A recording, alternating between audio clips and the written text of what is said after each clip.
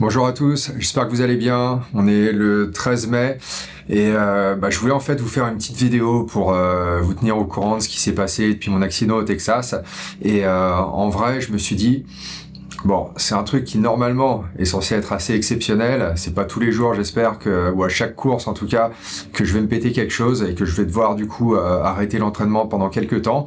Et je me suis dit que j'étais pas le seul parce que j'ai quand même reçu pas mal de messages de votre part et pour tout ça je vous remercie vraiment parce que en vrai dans les moments comme ça fait quand même super plaisir de se sentir soutenu et surtout je me suis rendu compte que il y avait quand même pas mal de gens qui étaient passés par là. Il y a pas mal de gens aussi qui forcément vont y passer, qui n'ont pas nécessairement l'expérience et heureusement d'ailleurs pour traverser ce genre de période un petit peu difficile et qui peut-être pourraient aussi utiliser un petit peu l'expérience de quelqu'un d'autre, peut-être des conseils, je sais pas, mais en tout cas se référer peut-être à quelque chose qui ressemble de près ou de loin à ce qu'ils vont vivre. Et du coup, c'est un petit peu l'idée que j'ai eue à la base de cette série de vidéos. L'idée, c'est vraiment pas de m'apitoyer sur mon sort. Au contraire, c'est en fait vous montrer que et c'est quelque chose que je suis en train de vivre parce que ça m'était jamais arrivé auparavant. En tout cas, une blessure comme ça, c'est vous montrer que même si on est dans un niveau qui est proche du top de sa forme, et honnêtement, en arrivant au Texas, j'étais vraiment au top de ma forme. Je suis pas persuadé que j'ai déjà été dans une forme comme ça dans ma vie. Et voilà, il s'est passé ce qui s'est passé. Je vous en dis un mot dans 2 secondes, mais c'est pas une raison pour se laisser abattre. Et au contraire, c'est une raison pour justement trouver encore davantage de motivation et remettre la machine en marche et revenir si possible encore plus fort. Donc bon, j'ai pas encore sorti la vidéo de l'Ironman Texas, ça va bientôt sortir, mais avant je dois vous sortir celle du 73 qui lui pour le coup s'était bien passé. Mais sur l'Ironman, pour vous la faire courte, en gros tout s'était bien passé. Natation, c'était en gestion, et ça vous aurez plus de détails dans la vidéo. Sur le vélo, c'est pareil, c'était une course qui était bien gérée. Je crois que j'étais 3e de mon groupe d'âge au moment où c'est passé ce qui s'est passé. Et en fait, moi je commençais le 2e tour, et donc à ce moment-là, on rejoint en fait les gens qui eux commencent leur premier tour sur l'autoroute entre les Woodlands et Houston. Et à ce moment-là, moi j'étais bien, j'étais je pense sur une vitesse de 37-38 km/h, calé sur les barres, et donc forcément on double des gens qui vont moins vite et qui doivent être dans leur je sais pas 20e kilomètre. Moi j'étais déjà au 115 grosso modo. Et là, il y a un mec qui était devant moi, qui forcément allait vachement moins vite, qui déboîte totalement et en fait me coupe la route, me touche la roue avant. Et là, le vélo en fait vient s'écraser dans le sien parce que j'allais vachement plus vite. J'ai pas pu le contrôler, j'étais sur les barres, il n'y a pas de frein, ça se contrôle quand même moins bien dans ce genre de situation que si on est sur les poignets. Et en fait, moi, j'ai volé, je suis passé par-dessus le vélo, avec le vélo accroché à moi, donc je suis retombé sur la tête, après sur le dos, le vélo sur moi, après le vélo il a volé, et voilà, je me suis retrouvé dans cette situation. Il y a des gens qui sont venus m'aider, qui étaient pas très loin à me relever, parce que sur le coup, on est quand même un petit peu choqués. Ils m'ont emmené sur le côté, le temps de, juste me rendre compte de ce qui se passait, et ça, c'était quand même après être resté 2-3 minutes, parce que, avec le choc, franchement, c'est assez particulier d'être dans cette situation. Là, ils m'ont assis sur une sorte de table un peu médicale où normalement on fait des massages, des trucs comme ça. Moi, j'ai regardé un petit peu ce qui allait, ce qui n'allait pas. J'ai fait un petit check de tout ce que je pouvais voir, des douleurs que je pouvais avoir, des égratignures aussi, des éraflures, des coups. Et en fait, moi, j'ai vu que il y avait des éraflures, ça saignait un petit peu. J'avais des coups, je sentais de la douleur quelque part à plusieurs endroits. Il y avait un petit peu de casse sur le vélo et j'avais surtout une grosse douleur en fait dans le dos, à peu près au milieu du dos, du côté droit, et là c'était vraiment le truc qui me faisait le plus mal. Mais en fait, j'arrivais à bouger, j'arrivais à quand même me déplacer normalement, même si forcément ça fait un petit peu bizarre après ce genre de choc.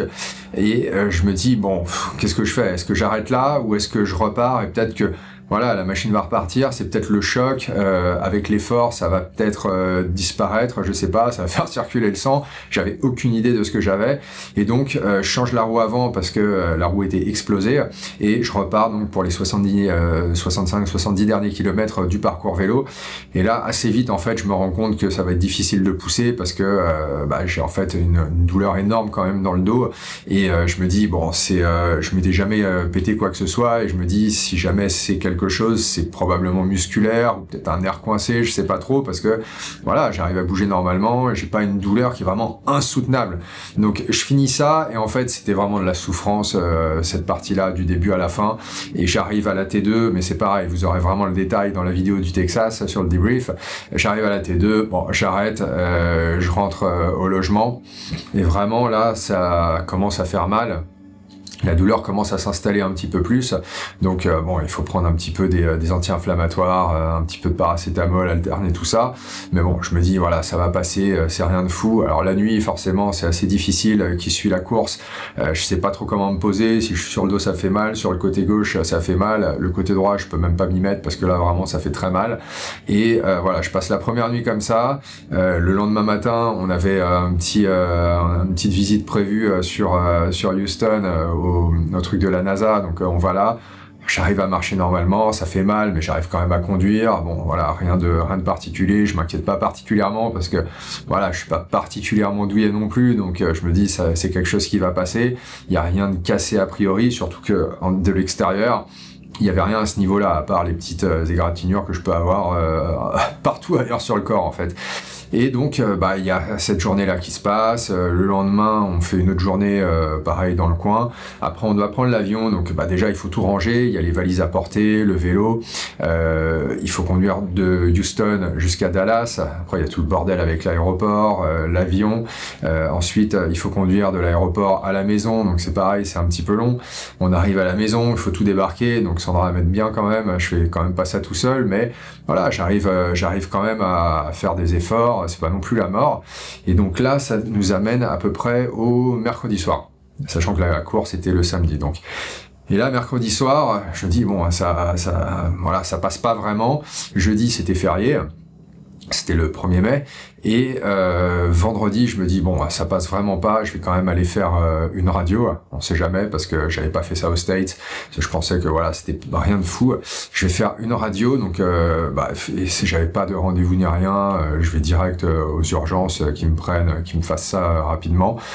Je fais une radio, il faut une sorte de scanner, ça s'appelle un TAC, en gros c'est une sorte d'énorme anneau dans lequel tu passes, et ils te font une sorte d'imagerie en 3D.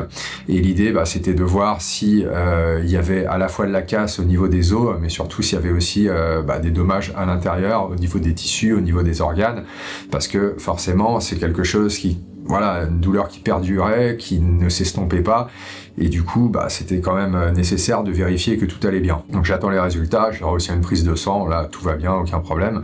J'ai les résultats, et là on me dit 3 côtes pétées derrière du côté droit, donc c'est la 7e, 8e et 9e côte qui sont éclatées.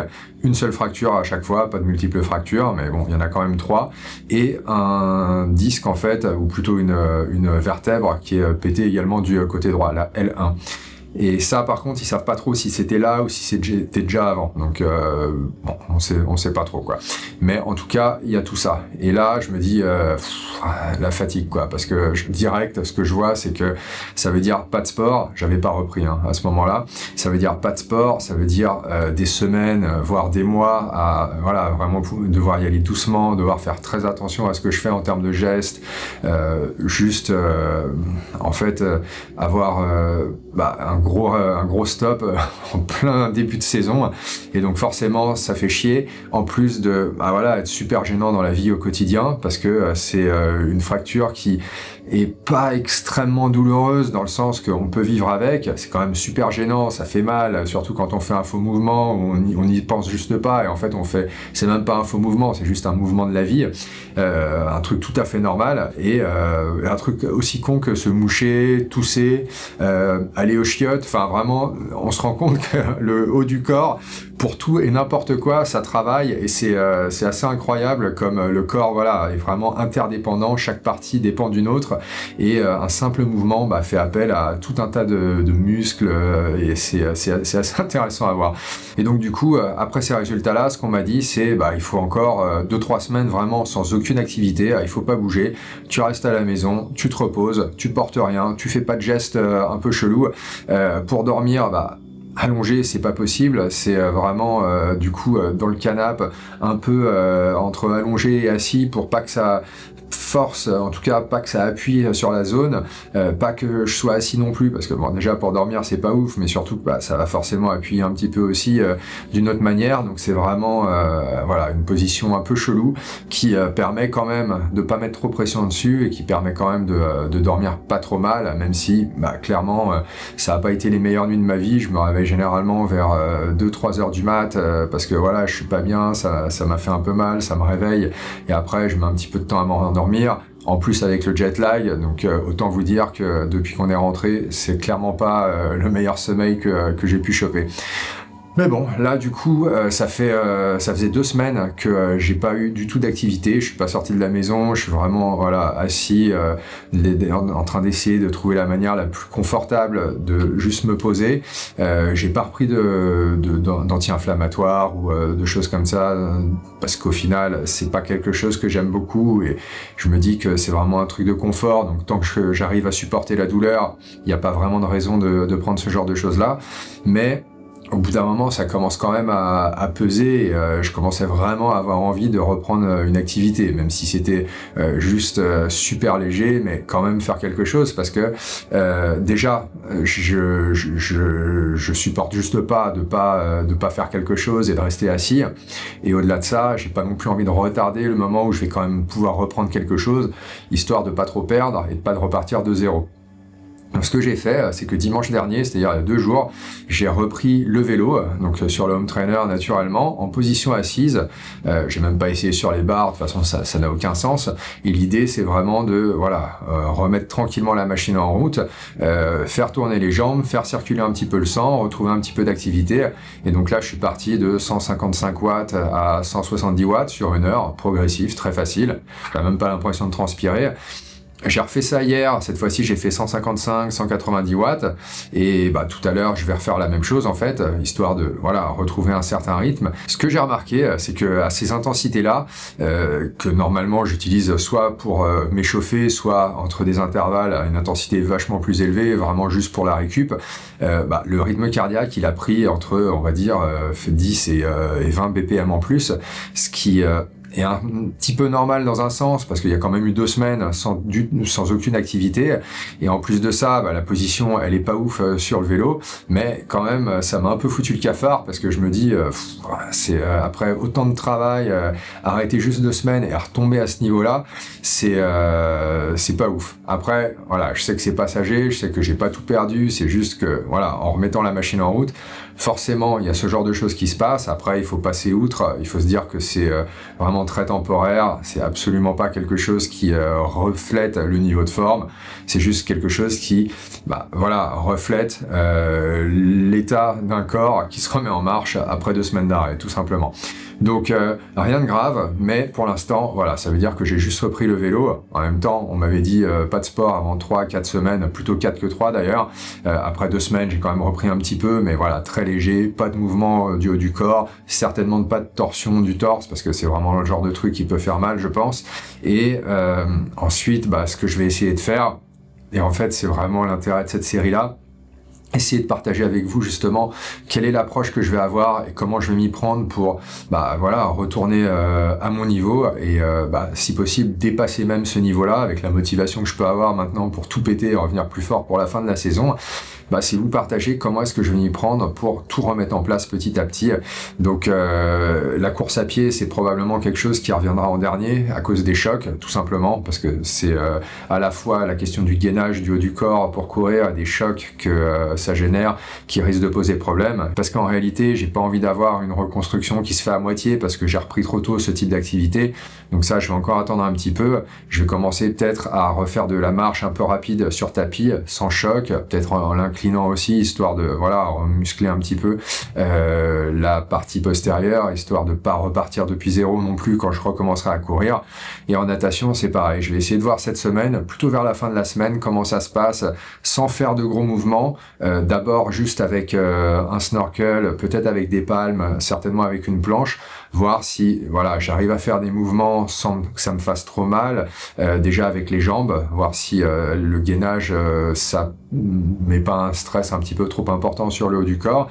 Je vais voir avec les bras comment ça se passe. J'ai peur qu'en poussant ou même en faisant mon catch ça tire un petit peu encore. Mais si c'est le cas, bah, j'arrêterai tout de suite.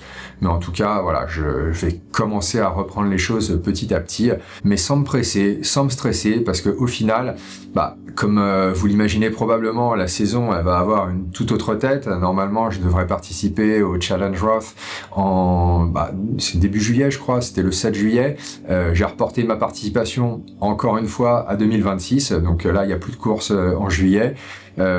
Et au final, même si je pense que d'ici là, j'aurais quand même repris, j'aurais quand même retrouvé un certain niveau, l'idée, c'est quand même pas d'arriver là-bas en touriste. C'est une course sur laquelle je veux vraiment performer. Donc du coup, bah, c'est pas l'année pour la faire et ça sera en 2026. Ensuite, août, j'avais rien prévu. Septembre, il y a peut-être le T100 à Valencia que je voulais faire. On va voir si ça se maintient ou pas, sachant que de toute façon, je ferai une course. Mais vu que le calendrier il a un petit peu changé. Est-ce que je fais ça? Est-ce que je fais un Ironman? On va voir, parce que j'ai quand même envie de faire quelque chose de cette année 2026.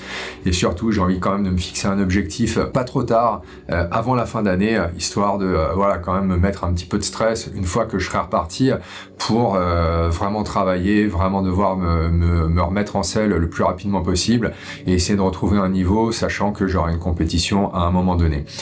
Et ensuite, en fin d'année, ça sera toujours la même chose, l'Ironman à Western Australia, juste au sud de Perth. L'idée, c'est de choper la qualification pour Kona. Et en vrai, mon objectif de cette année, maintenant en 2026, c'est de tout éclater sur cette course-là.